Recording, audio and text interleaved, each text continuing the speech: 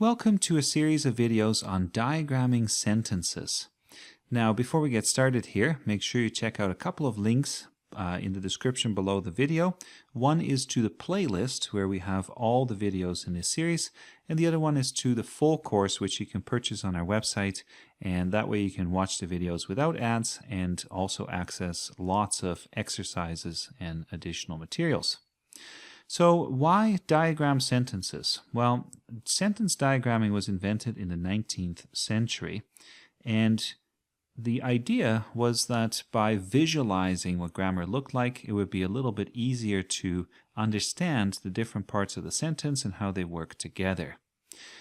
This image here is from later in our course. So this particular sentence reads, "Thus Schifflin's love of Shakespeare caused him to introduce starlings to North America."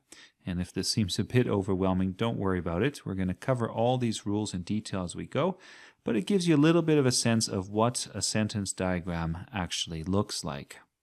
I should say at this point that not everybody is going to love diagramming sentences. People tend to have a love-hate relationship with it, but for those who really enjoy it, I think what clicks with them is especially that visual aspect of really being able to see how the different components work together.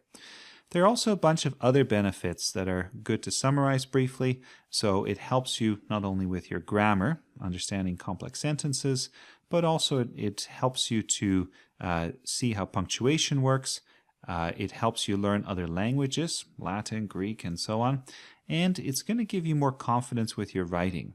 You may, of course, write very well intuitively, and that's fantastic, but just understanding what's actually happening is going to make it a little bit easier to experiment with the language and do fun things with it.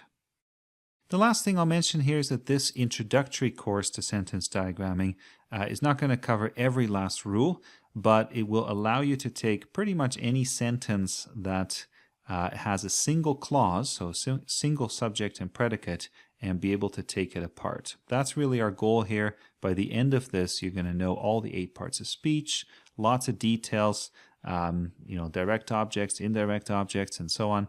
And that way you can take a simple sentence and take it apart with some confidence and diagram it.